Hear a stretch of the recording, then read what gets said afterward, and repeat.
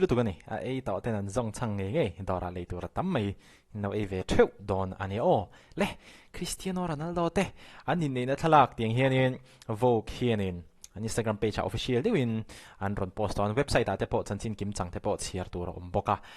mu nom le maya ngai nom le maya amaro cho thil tam tak zo na ka nei ani kalom puya ROPUI cái tia amak cái tia rồi hiền in thil tam tak cái cho nên zo na ka nei ani hewe de hiền kan ria kang cho nên thil wi deu min thong dot tu wa min ti down roi thei tu thil pakhat riat ka nei boka chu Cristiano Ronaldo hiền in kum khat te chu kala in khelanga cho mình hoa cho nên cái retire to mấy thầy tiếng zong trong cam này hi vô khiên in official tất nhiên run post ở box gì mà hi set down cup mày lung a leng down nè chú vào cho nên tuần season à pay cho nên Cristiano Ronaldo in khen hi cho end chua phải cái ngày down tuần season à hiền in goal sang khát hi khung linh thầy nghe hi bị say về top mày ang lẽ ama saber à cho nên Cristiano Ronaldo te hiền in tiếng hiền simple lutuk maya nin nei hi hi ROPUI cái ti rolin shit thiam har sa cái ti ni anh vai ROPUI cái ti na chan chu Cristiano Ronaldo po football a career a active lai ngai in billionaire ani thai ani chu ti chung chuan an mani ina an living room a simple lutukin anin nei ani kha ROPUI cái tiếng mà cho khát tất khăm mặc cái tiếng bốc này ngắt tiếng nghe glamorous talk ROPUI talk photographer te po phe chuai an thian than footballer thian tha zong zong te so mà cái tiếng ROPUI tất cả in này thấy kha tiếng nghe simple li wa in này le thấu khi amak cái tiếng này ROPUI cái tiếng amak cái tiếng này ama ro so cái ni na ROPUI cái tiếng mặc kan lo ti lai hianin Georgina Rodríguez Cristiano Ronaldo nupui chuanin it was exactly as I'd imagined it atidai mai ni hei hi mana tang towa kalo mitla dan ang che in thil a thlenga ni tidai mai ni mak ang reng khop mai ti chonin an in nei huna te po hi iconic a symbolic emema a chan chu kumsom kalta August ni som pakhat sang ni som paruka khan Cristiano Ronaldo le Georgina Rodríguez te hi Real Madrid a Gucci store pakhata an in tong ani heti an in ton lai hianin Georgina Rodríguez sales assistant ani ta jani Cristiano Ronaldo du Real Madrid a khel tawa mo lar to la tu gani he is at his peak apika tak khana omani khata khanin an in tong ani khamini khan Georgina Rodríguez he khamini khanin shifa nei lo omje chu khamini khan khadora khan thok tur ani lo amaro chu athian kha local thei lo wa chu athian ai o khanin avadiuti ani khati avadiuti kha Cristiano Ronaldo nen khanin anin tonga anin ton dan hi Cristiano Ronaldo soidan ni mo ngai nom khop maya heti hian atir chong kanin nung chona amaro chu lelam kan hoi kha ama hi lo ma eye contact om ta kan mit ha eye contact oma khata tang chi khanin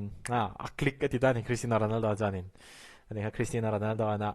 Georgina Rodríguez ne na anin ton dan a soidan ani om je chu it's like destiny achan chu Georgina Rodríguez po khamini khan chol tur ani amaro chu avadiuti chanin Cristiano Ronaldo ron lenglu chat bok khami dora khan ti khan anin tong ta angai no me kha August ni som pakhat sang ni som paruka thil thengania ti chuan kum somaral nu August ni som pakhat sang ni som ni paruk i Real Madrid a i Gucci store an in tonnania chia August ni som pakhat sang ni som ni paruka khan hetiang hianin anin nei ta ani kami kha ROPUI ang reng khop mai chuanin anin nei te hian soi ROPUI ang reng khopa social media te pokan hype kan lo muwa tu te nge an misom tur te niang milar tak te antel ve nge yang ti te pokan lo in rin sia kan social media lama kha chuanin amai ro chu khatiang kha ani lo hetiang hianin simple lo in anin nei dai maya hemi thala khi enge poimo na kan ti chuanin anin nei don tu kani anin nei don tu ka hianin an work out ani ti chuanin heta hianin despite the material abundance of their lives Cristiano Ronaldo le Georgina te hianin an nuna hianin an du an lei thei lai hian Georgina Rodríguez hianin treadmill kumsom panga zeta upa chu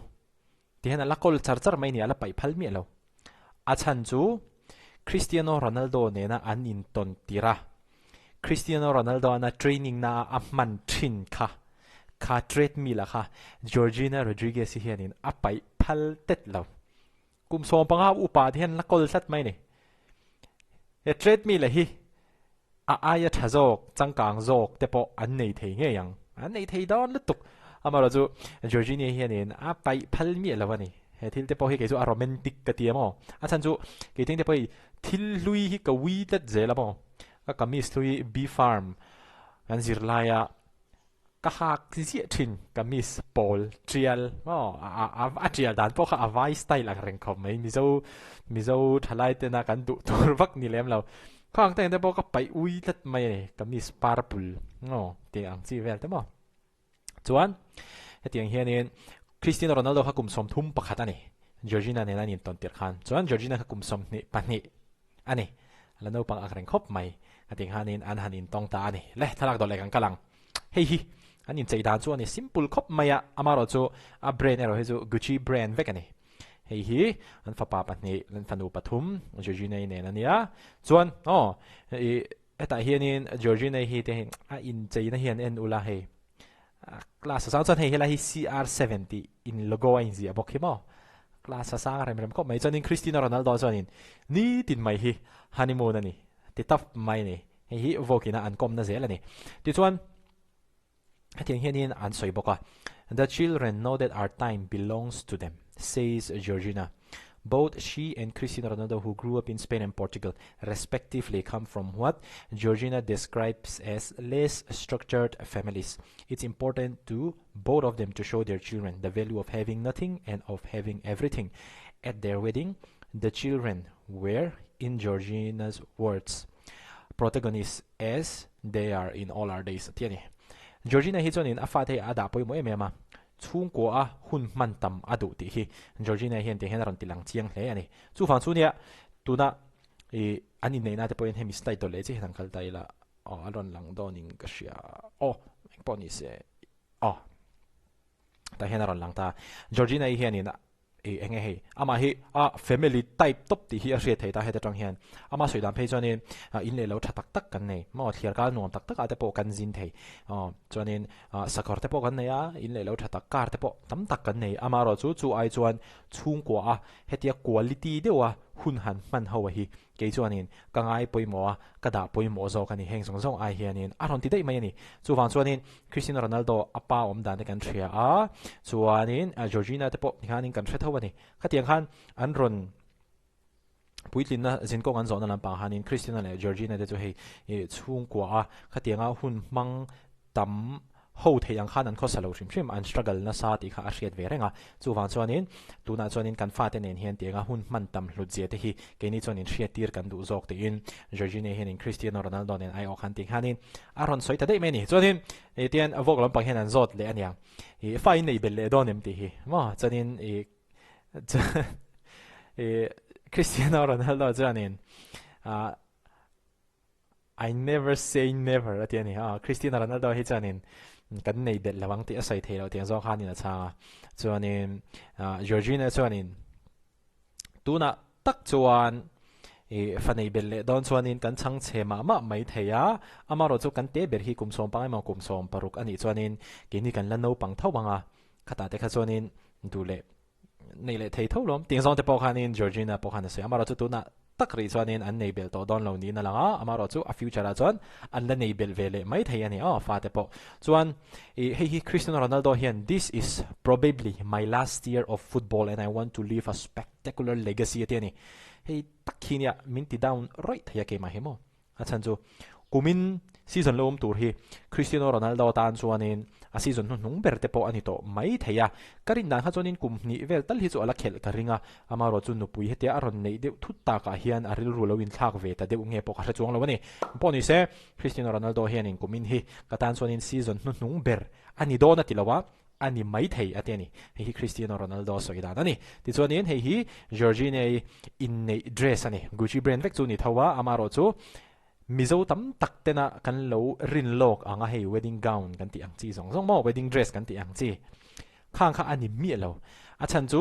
kumsang ni som paruk khan Georgina tho na Gucci store anin tong ani Cristiano Ronaldo ne chung kum som ran nuai hian Gucci store anin ton na shit ring nan te poni mai theya Gucci brand vekin anin chei mo Gucci brand vekin anin chei ani hetiang hianin simple si ROPUI takin anin nei ani chuan hei nia mi then khat chu intive khanglang ila soi thei chu kan nei chuang lo ama ro chu nei le nei lovin midang ti lom du lota kan nei phak bak te hianin Inneihna te po hianin sum te hi kan lo select thin te po aniang ama ro chu hei Cristiano Ronaldo te hianin example hin ron set tha ka ti khop mai ho sa ton to billionaire ama ro chu te hian simple takin anin nei le dai mai ni chuan anin nei don zinga hianin kettlebell workout Georgina hina tia chuanin Cristiano Ronaldo po lo workout kamo hei a workout dan te po hin la hei ten a jewelry zong zong nen mo hei hi pa ho hei hi anu ho te hianin nal ang reng khop maya te hi thalak ani hei chuan rosary ni in ka hria khami kha thalak ani ti chuan dot pe hei chu a music hi kan play lawang a chan chu a music kan play don chuanin copyright om don mo kha a buai thak don ani hei hi tiang hian video ron la chawa vok hian in engkim an cover sak vek ani an in nei te hi an living room a simple deuhin an in nei ani hei hi an fa te ania tiang khian ilo en zelang Cristiano Ronaldo po chang to pa po simple ko mai ting khian simple deuhin an nei ani hei hi Georgina ina tenga simple deuh in nei hi kalo mi thla dan ang chi ani atia a chan chu khimi an living room hi movie an en na te chung kwa ning komhlim na te dinner an ei ho na te ani ki Georgina soi vek ani chu wang chuan helai hmuna hian kumtam tak aral hnuwa po kan fa te hian kan chung ko ta na thil poimo tak hi a thleng ani ti hi shereng turin ka du a chu wang chuan in hetiang hian in simple dewa in nei hi ka du atiani Georgina chuan Cristiano Ronaldo pon support amara chu Cristiano Ronaldo ngal vele da ta kumsom thum hnuwa te chuan in chung chei dan po kan lo thak to mai lo mo te kha an te Georgina te po kha an fiam le no ani te hian simple de win nei a ROPUI khop mai what a very good nice te hian master va attend bo kamo simple si te hian simple si ROPUI box si kha ani deuh mai in ka hria hi chu midang le dei ni ta kha anin nei chung chang bik ani ROPUI khop mai te hian in thalak pa ngai deuh te kan ron mu thei ta ROPUI lutuk ani nei ha kan no ring thup ani mi zong zong khan amaro chu kan lo be sei lo ang vekin simple tokin example thatok tak pesi in hetiang hian in an ron in nei ani ROPUI khop mai anin nei kan lom pui rualin vokin an kom na Cristiano Ronaldo an kumin chau hi khel to mai the ani ati ero kha join min ti down roya soi tong ha ni na ROPUI ka tia amak ka ti bokani ti chuan ta hian in kan soi vek to okay ka ti zong kha hemi video kan ran tar lan thei te chuan video like an in mula thep don